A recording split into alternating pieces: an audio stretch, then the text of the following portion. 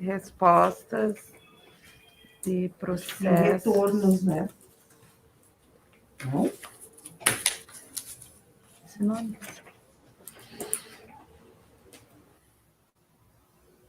POP 3.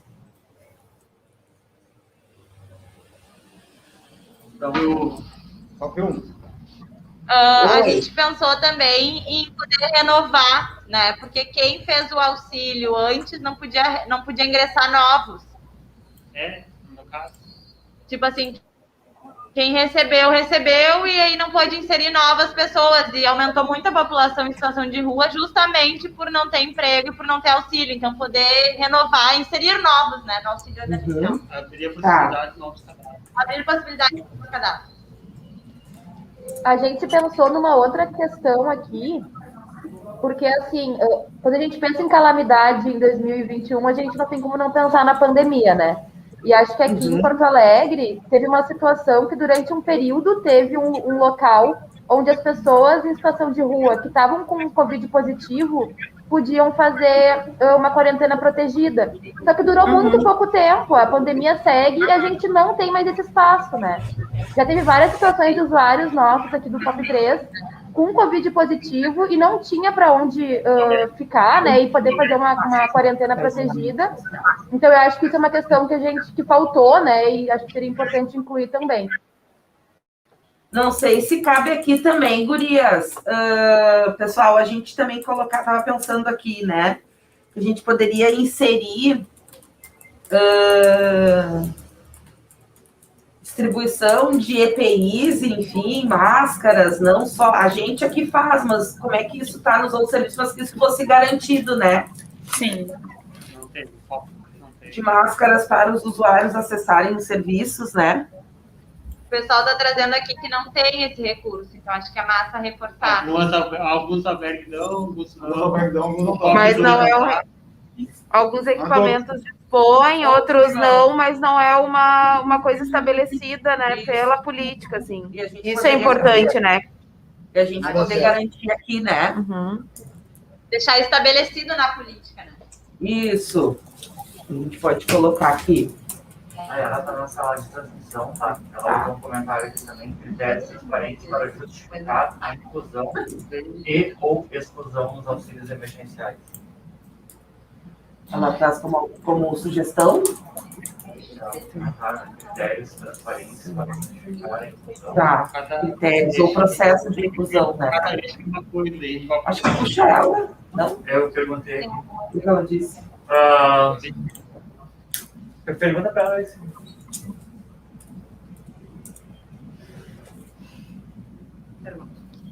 Bom dia, pessoal. Estou com a Yara na sala de espera aqui. Posso te botar conosco aqui na transmissão? Por nós, sim, né? A Yara. Eu não enxergo. Opa, aí, ó. Oi? A gente tem uma sugestão, mais alguma alteração ou inclusão, a gente vai fazer a leitura Acho que a chefa aqui. quer falar. Vamos lá, então. Puxa ela. Bom dia! Ela não tem querer, ela tá na sala de espera. Sugestão, mais alguma alteração ou inclusão, a gente vai fazer a leitura. Puxa ela. Bom dia! Ela não tem querer, ela tá na sala de sugestão, mais alguma alteração. Bom dia. Chefa, a senhora tem que desligar o seu áudio aí. Da transmissão pelo YouTube. Estão me ouvindo? Não.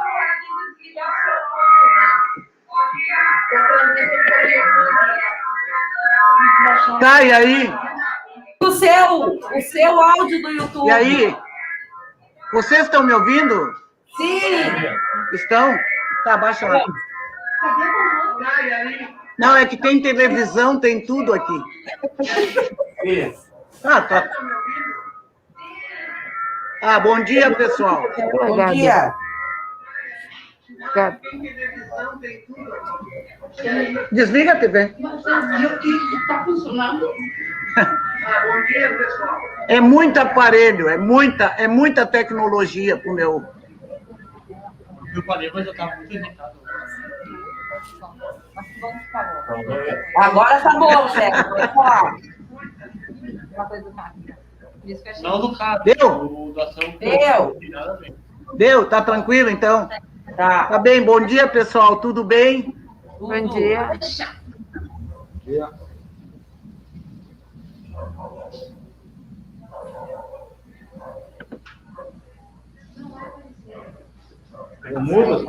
Olha, eu estou me vendo aqui no notebook, mas não estou me vendo na televisão. Eu queria me aparecer numa tela maior. Aí. Calma que vai. Chefa, pode falar, a gente lhe escuta. Ele quer botar nela só. É verdade. É verdade. Nós estamos te vendo. A gente está lhe vendo. Bem, eu estou acompanhando e acompanhei todos os dias o trabalho dos grupos, né? E queria dizer que, a princípio, parabenizar todos e todas, educadores, técnicos, os nossos atendidos, no nome do André, que aparece aí, né? Dar um abraço e agradecer pela participação. Acho que, ao final desse processo todo, que se encerra hoje, nós podemos definir que tivemos muito sucesso e que atingimos aquilo que a gente esperava, né? Que é a verdadeira participação e ouvir a voz de quem realmente participa no nosso cotidiano, levando à frente o nosso trabalho e sendo protagonista do nosso trabalho. Além disso, acho que, acima de qualquer coisa, a discussão da política pública de assistência social, neste novo formato, de forma virtual, de uma certa forma, nos afasta, mas nos aproxima. Isso, ontem, a Mariana falou a respeito disso, e eu concordo plenamente. Primeiro, nos afasta porque a gente está acostumado com o toque, com o olho no olho, com estar junto, porém, nos aproxima porque também traz os nossos atendidos para as novas tecnologias. Conhecer as formas de acesso a inúmeros serviços, quais sejam o próprio auxílio emergencial ou o contato com o MP, a busca de documentos, eu acho que isso é extremamente importante. Além disso tudo, é uma forma de a gente capilarizar e multiplicar o conhecimento, a distribuição de informações para as pessoas que precisam dessas informações. Porque, às vezes, é muito cômodo para quem trabalha nesta política não passar informação, porque quando tu passa informação, tu é demandado, e aí te dá mais trabalho. Tem gente que acha que essa é a melhor forma, eu não vou falar para que ninguém me cobre. Felizmente, não é essa a nossa política. Nós não somos os melhores. O Ilê Mulher não é o melhor, não é o suprassumo, mas eu tenho certeza que a cada dia e a cada momento e a cada discussão, a gente tenta alcançar uma forma de ter eco das palavras que os nossos atendidos nos trazem. A escuta, o afeto, a acolhida tem que ser o nosso cartão de visita. Isso em qualquer dos nossos serviços. A escuta, porque nós temos que ouvir o que as pessoas realmente precisam, porque essa política é para quem dela necessitem. Ela não tem fórmula mágica. Hoje a necessidade é uma, amanhã a necessidade pode ser outra. Com o advento da pandemia, nós tivemos um aumento imenso desta população. População, inclusive, que antigamente, e não há muito tempo, talvez 1 ano e meio antes da pandemia, tinha muita gente que enxergava a assistência social como uma política pobre para pobre. Mas não é essa a realidade hoje. Muita gente entrou para engrossar essas filas, infelizmente, com a falta de emprego, com as suspensões de contrato de trabalho, com a impossibilidade de pagamento de aluguel. Então, aumentou o contingente de gente que precisa desta nossa política, ele aumentou. E, com isso, aumenta a responsabilidade das instituições que trabalham com esta política. O aumento da responsabilidade não quer dizer que nós tenhamos uma abertura para fazer de qualquer jeito. Nós não vamos fazer de qualquer jeito. Primeiro, por um compromisso, por uma missão dessa instituição. Segundo, porque nós temos que ter uma utilização racional de um recurso que é público. O recurso não é meu, não é teu, mas ele é nosso. Ele é da população que paga impostos e o custo de fazer bem é o mesmo custo de quem faz mal. E o papel dos atendidos nos nossos serviços é extremamente importante no sentido de controle social. Não de deduração, pessoal, não de deduração, não da vingança, porque eu não gosto do fulano, então eu vou falar mal, coisa assim. Nós temos que falar de espaços coletivos, de equidade, que vocês discutiram dentro dessa semana, de política pública para todos. Então, eu quero, da minha parte, enquanto dirigente dessa instituição, agradecer, mais uma vez, a participação de vocês e que continuem contribuindo. E eu acho que uma reflexão é importante. A reflexão no sentido de que, nos serviços do ILE Mulher, a discussão sobre direitos, ela não está restrita à época de pré-conferência, à época de debate, de preparação para a conferência municipal. Isso faz parte do nosso dia a dia, nos nossos cartazes, nas nossas ações, nas nossas oficinas e nas nossas rodas de conversa e assembleias. Quando tu constrói esses espaços com todos, isso se chama democracia. Hoje se fala muito em democracia, a gente vê aí na televisão, cada um defendendo a sua democracia. Não existe a minha nem a tua democracia. Existe uma democracia que é saber ouvir, dar licença para falar e aceitar os diferentes. Caso contrário, não é democracia. Quando eu quero impor que a ideia que eu tenho, ela se sobressai à ideia dos outros, e é só a minha que precisa ser ouvida, isso não é democracia. Isso precisa ter clareza. Os espaços coletivos, eles precisam, acima de qualquer coisa, de respeito, de tratamento horizontal, em que as pessoas se vejam, se escutem, dialoguem e que cheguem a um consenso. Talvez não consenso total, mas que se respeite quem pensa diferente. Então, pessoal, eu só posso dizer que eu estou orgulhosa desse processo. Orgulhosa desse processo pela adesão de todos, porque cada um e cada uma de vocês, nos diversos espaços, se desafiou. Se desafiou no sentido de pensar a política, pensar os direitos, refletir e discutir. Muito obrigada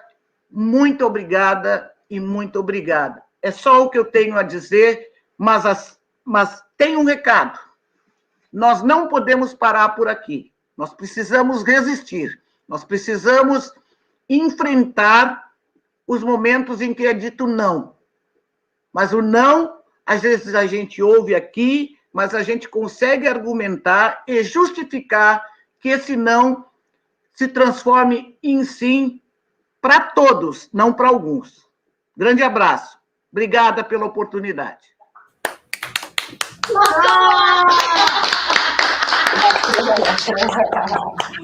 Obrigada, Juliana.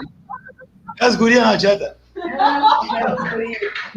A senhora também. A senhora colocou ali nos comentários, né, uma sugestão, acho que referente ao eixo 5, né? Está cuidando com o meu irmão, né? Comentários, né? Uma sugestão, né? Eu coloquei. Tá. Eu coloquei duas sugestões, né, que eu queria colocar, queria que vocês me ouvissem, tá? Tá bem. Eu acho que de todo esse movimento que vocês fizeram e nas dúvidas que eu vi ali do André e daquele outro moço ali do boné marrom, acho, né? Que está do lado da Laura, né? Ah, tá banando para mim, né? Daniel. Que é a questão de critérios transparentes para justificar a inclusão ou exclusão nos auxílios emergenciais, né? A gente sabe que teve gente que recebeu sem nem saber como é que recebia, mas que também daí ficou na expectativa e, de repente, não recebe mais. Então, não se sabe por quê, né? E aí, eu sei que os serviços são cobrados a respeito disso, né? Por quê? Porque são os técnicos que estão aí na frente. Não, como é que eu não sei? Tem gente que pergunta de uma forma respeitosa. E tem gente que vem com questões ameaçadoras, né? Tipo assim, como se o técnico que está na frente dele é que tenha posto no sistema lá que ele não tem que receber. Esse tipo de informação nós precisamos dar para os nossos atendidos. Por quê? Trata-se de um sistema genérico do governo todo, né? do país inteiro. Né? Então, é a mesma coisa que acontece com o Bolsa Família, é a mesma coisa que acontece com todos os programas federais. Né? Então, nós somos parceiros em apresentar as possibilidades de adesão, essa coisa toda, mas nós não temos condições, não está na nossa mão o fazer com que receba ou não. Nós atendemos todos os passos, nós fazemos os recursos, mas não está em nós receber. Tá? Eu já ouvi, nessas idas que tenho ido a Porto Alegre, não, porque tu me tirou meu recurso, tu me tirou do programa, não sei o quê. Esse tipo de informação vocês precisam deixar transparente. Por quê? Porque isso evita que vocês, enquanto técnicos, educadores em cada serviço, que são a cara da instituição e que estão em contato com os atendidos, deixem de ser ameaçados. Porque eu vou te matar, porque eu te espero na esquina, porque, sabe? Esse tipo de coisa nós precisamos esclarecer. Primeiro, porque é direito dos usuários ter os esclarecimentos, mas também é direito dos funcionários terem sua segurança. Infelizmente, nesse último ano, por diversas vezes nós tivemos que fechar equipamentos, por questão de violência em relação dos atendidos, de ameaça dos atendidos com a equipe. Eu quero dizer que a nossa defesa de direitos, ela não é exclusivamente um discurso. Acho que cada um e cada uma de vocês percebe isso no nosso dia a dia. Mas eu, enquanto gestora dessa instituição, que tem mais de 80 funcionários, devo dizer para vocês que eu defendo os direitos da população em situação de rua, defendo os direitos das nossas usuárias acolhidas, das famílias acolhidas, de todo mundo que é atendido. Mas eu tenho uma responsabilidade em relação aos nossos colaboradores. E dessa responsabilidade eu não abro mão. Nós iremos sempre fechar equipamento durante o período que a gente achar para ter um momento seguro, quando a gente sentir que não tem tranquilidade para abrir os serviços. Isso para mim, é extremamente importante. E tem uma questão: o respeito tem que ser mútuo. Também não aceito que colaborador nosso não tenha respeito com o usuário. Mas tem uma questão: eu sempre procuro ser justa. Se eu ouvir o trabalhador reclamando de usuário, porque fulano isso e aquilo, não vai ser na primeira conversa que eu vou atrás, mas em compensação eu vou conferir. Eu sou uma pessoa de muito diálogo, tenho uma questão muito firme, mas tenho muita clareza do meu papel dentro dessa política. Então, eu acho que isso é extremamente importante, e nós precisamos, André e o moço do boné marrom, nós precisamos da parceria de vocês nesse sentido de proteção das equipes também. Vocês não podem entrar num equipamento, e eu não estou aqui nominando vocês, mas estou falando com vocês como representantes. Vocês não podem entrar num equipamento com a conversa de que vocês trabalham para nós. Nós trabalhamos para a cidade, para aqueles que precisam. Então, para poder trabalhar e fazer bem o nosso trabalho, nós precisamos ser respeitados. E se nós, enquanto trabalhadores, não os respeitarmos, tem caixinha de sugestão, tem as portas abertas das coordenações de cada serviço para que isso seja falado. Agora, não podemos aceitar a violência. A vida está muito dura, nós estamos lutando contra um inimigo comum, que é o próprio vírus, e nós não podemos nos afastar. E aí tem aquela questão da frase, né? Ninguém larga a mão de ninguém. E nós não queremos largar a mão de ninguém se nós tivermos respeito, se nós tivermos parceria. Ninguém tem que estar fazendo favor para nós, assim como nós não estamos fazendo favor prestando o nosso serviço. Mas nós precisamos nos respeitar enquanto seres humanos. Se os usuários têm direitos e nós garantimos, nós defendemos esses direitos, os trabalhadores também têm. E principalmente o direito de trabalhar de forma tranquila, respeitosa, porque todo mundo tem problema. Né? Cada um na sua proporção, cada um... Ninguém sabe o que está na vida de cada um, né? Tá? Agora, eu tenho uma outra sugestão, que é aquela da criação de cartão emergencial no município, substituindo as cestas básicas, para que as famílias tenham liberdade de aquisição dentro das suas necessidades. Por que eu coloco isso? Acho que as cestas básicas foram importantes, são importantes. Mas daqui a pouco a cesta básica vem com algum item que eu não como, que tem um problema de saúde, ou que o cara já ganhou algum item a maior, mas é o livre-arbítrio. Se ele quiser, com esse cartão emergencial, comprar cachaça, porque ele acha que a cachaça é um direito que ele tem. É um direito que ele tem. E tem uma coisa que é extremamente importante: o imposto da cachaça é maior que o imposto do feijão e arroz. Então, os governos ganham sempre. Tem aqueles que são críticos, porque não dá dinheiro para a população em situação de rua, porque vão gastar em droga e não sei o quê. A gente pergunta onde os deputados gastam o dinheiro, um monte de dinheiro que eles ganham. Eles têm que prestar contas para nós, e o dinheiro é nosso, é nós que pagamos os impostos.